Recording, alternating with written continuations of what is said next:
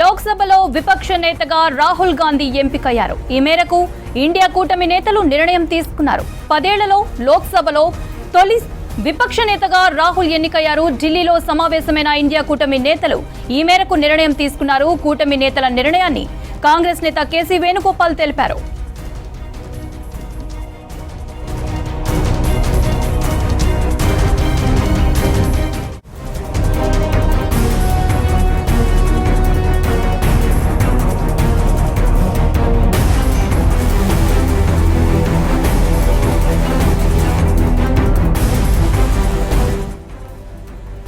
లోక్సభలో విపక్ష నేతగా రాహుల్ గాంధీ ఎంపికయ్యారు. ఈ మేరకు ఇండియా కూటమి నేతలు నిర్ణయం తీసుకున్నారు. 10 ఏళ్లలో లోక్సభలో తొలి విపక్ష నేతగా రాహుల్ ఎన్నికయ్యారు.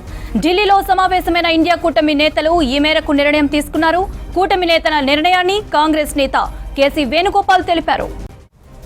మరిన్ని వివరాలు ఢిల్లీ నుంచి మదార్ అందిస్తారు. మదార్, లోక్సభ పక్ష నేతగా రాహుల్ ఎంపికయ్యారు కదా, దీనికి సంబంధించిన అప్డేట్స్ ఏంటి?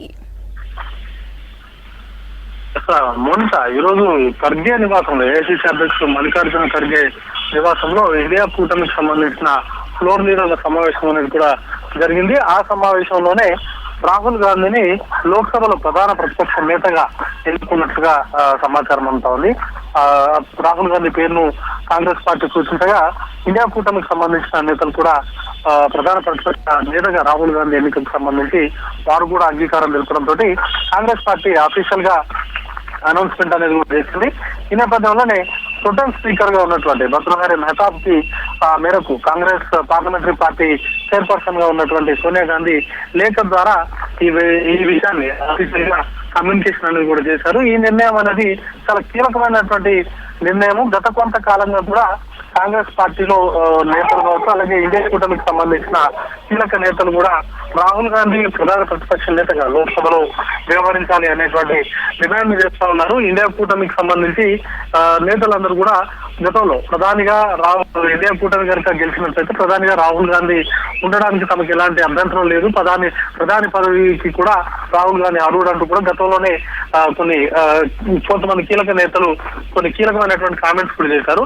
ఈ నేపథ్యంలోనే ప్రధాన ప్రతిపక్ష నేతకు సంబంధించినటువంటి చర్చించినటువంటి సందర్భంలో ఇండియా కూటమికి సంబంధించినటువంటి నేతలందరూ కూడా రాహుల్ గాంధీ ప్రధాన ప్రతిపక్ష నేతగా ఉండడం వల్ల ఈ ఇండియా కూటమికి ఉపయోగపడుతుంది అనేటువంటి దిశగా ఆలోచన అనేది ఇక్కడ చేశారు. రానున్నటువంటి రోజుల్లో పార్లమెంట్ లో ఇండియా కూటమిని లీడ్ చేసేటువంటి అవకాశం రాహుల్ గాంధీకి రావడం అనేది కూడా మంచి నిర్ణయం అనేటువంటి దిశగా వారందరూ కూడా స్వాగతించినట్టుగా తెలుస్తా ఉంది. ఇక క్రూషియల్ రోల్ ఉంటుంది ప్రధాన ప్రతిపక్ష నేతకు సంబంధించి ఇటు ప్రోటోకాల్ విషయంలో కావచ్చు, లేకపోతే కొన్ని కీలకమైనటువంటి నిర్ణయాల్లో ప్రతిపక్ష నేత సంబంధించినటువంటి రోల్ అనేది చాలా క్రూషియల్ గా ఉండబోతుంది. ముఖ్యంగా సిబిఐకి సంబంధించిన అధికారుల నియామకం సంబంధించి కావచ్చు, లేకపోతే ఇటు సుప్రీంకోర్టుకు సంబంధించినటువంటి చీఫ్ జస్టిస్ ఎంపికకు సంబంధించినటువంటి నిర్ణయాల్లో, అలాగే విజిలెన్స్ కమిషనర్ కు సంబంధించినటువంటి నియామకాలు కావచ్చు, ఇట్లా ఎన్నికల కమిషన్ సంబంధించిన నియామకాలకు సంబంధించి కూడా ప్రధాన ప్రతిపక్షాలకు సంబంధించిన నేత అభిప్రాయాలు అనేది కూడా తీసుకుంటా ఉంటారు. దాంతో ప్రధానితో సమానమైనటువంటి కేబినెట్ హోదా అనేది కూడా దీంట్లో ఉంటుంది. కాబట్టి ప్రోటోకాల్ విషయంలో కావచ్చు, లేకపోతే ఇతర కమిటీల నియామకాల్లో కూడా ప్రతిపక్ష నేత అనేది కూడా చాలా క్రూషియల్ రోల్ ఉంటుంది. కాబట్టి ఆ మేరకు కాంగ్రెస్ పార్టీ ఈ నిర్ణయం అయితే తీసుకుంది. దీంతో కాంగ్రెస్ పార్టీలో ఉన్నటువంటి నేతల డిమాండ్ అనేది కూడా తీరినట్టుగానే మనం భావించాల్సి ఉంటుంది. ఈ నిర్ణయం అనేది కూడా కొద్దిసేపు క్రితమే తీసుకున్నారు. దాన్ని ఇటు స్పీకర్ కు సంబంధించినటువంటి ఎన్నిక సంబంధించినటువంటి తరుణంలో ఇండియా కూటమికి సంబంధించిన నేతల భేటీ అనేది కూడా ప్రాధాన్యత సంతరించుకుంది.